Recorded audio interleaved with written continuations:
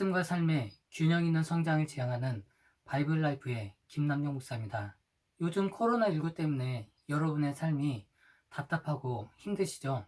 이러할 때 우리에게 진정한 위로와 힘이 되어주는 사람이 있다면 우리는 결코 외롭거나 힘들지 않을 것입니다.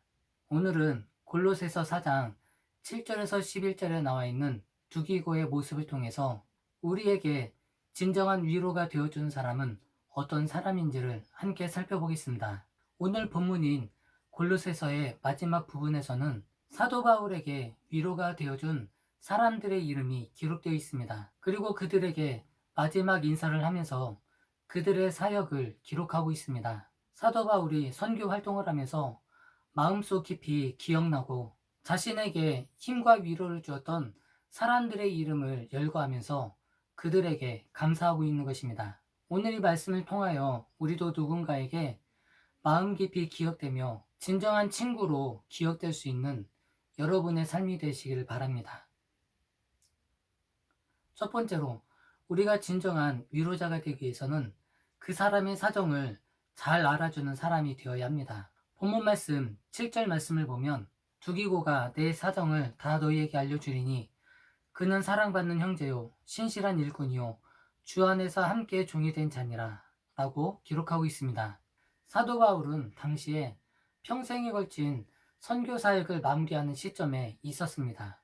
그러나 그는 옥중에 있었기 때문에 그의 선교 사역을 자유롭게 마무리할 수가 없었습니다. 그래서 그는 자신의 선교 사역을 대신해줄 자신의 분신과 같은 사람이 필요했는데 그 중에 한 사람이 바로 오늘 본 말씀에 나와 있는 두기고입니다. 신약 성경에는 두기고에 대한 자세한 내용이 기록되어 있지 않습니다. 그래서 그가 언제 어디에서 태어났는지 그리고 부모는 누구이며 직업이 무엇인지 알 수 없습니다. 다만 두기고에 대해 알 수 있는 몇 가지 사실은 그는 아시아 사람이었고 바울이 예루살렘에 마지막으로 방문했을 때 함께 동행했으며 골로새서, 에베소서, 그리고 디모데후서를 전달한 사람으로 알려져 있습니다. 그래서 이러한 사항들을 종합하여 두기고를 살펴보면 그는 주님의 일에 충실한 협력자였으며 교회 공동체 안에서 누구에게나 사랑받는 형제였다고 기록되어 있습니다. 사도 바울에게 있어서 두기고의 사역이 귀했던 이유는 두기고가 바울의 힘들고 어려운 사정을 알고 분신처럼 그의 사역을 도와주었기 때문입니다. 그래서 두기고는 골로새 지역에 골로새서를 전달해 주었고 동시에 바울이 처하고 있는 상황과 어려움을 골로새 교회에 전달해 주었습니다. 그래서 두기고는 바울과 성도들 사이에 중간에서 서로의 메시지와 상황을 전달하며 중개인의 역할을 감당하였습니다. 그래서 두기고의 사역을 한마디로 말하면 중개인, 즉 브로커라고 할 수 있습니다. 브로커 하면 어감이 좋지 않게 들리는데 브로커라는 말은 원래 깨트리다라는 뜻을 가진 브레이크에서 온 말입니다. 그래서 브로커라는 말은 중간에 막혀있는 장벽을 깨트리는 사람을 말하는 것입니다. 전문 지식이 없어서 장벽을 넘지 못하거나 아니면 말하기가 곤란해서 장벽을 넘지 못하거나 상황이 여의치 못해서 장벽을 넘지 못할 때 그 중간에 끼어들어서 막혀있는 장벽을 깨트리고 서로를 연결시켜주는 사람이 바로 브로커입니다. 그래서 나쁜 브로커는 자신의 이익을 위해서 사람과 사람 사이에 막혀있는 장벽을 깨트리고자는 사람과의 관계를 깨트립니다. 그러나 좋은 브로커는 우리가 어려움을 만날 때 막혀있는 장벽을 허물어주고 나의 형편과 처지를 알고 나에게 힘과 용기를 불어넣어주는 사람입니다. 이런 면에서 볼 때 두기고는 좋은 브로커 또는 거룩한 브로커라고 할 수 있습니다. 두 번째로 진정한 위로가 되어주는 사람은 비전을 함께 공유하는 사람입니다. 11절 말씀에 보면 유스도라 하는 예수도 너에게 문안하느니라. 그들은 할레파이나 이들만은 하나님의 나라를 위하여 함께 역사하는 자들이니 이런 사람들이 나의 위로가 되었느니라 라고 말씀하고 있습니다.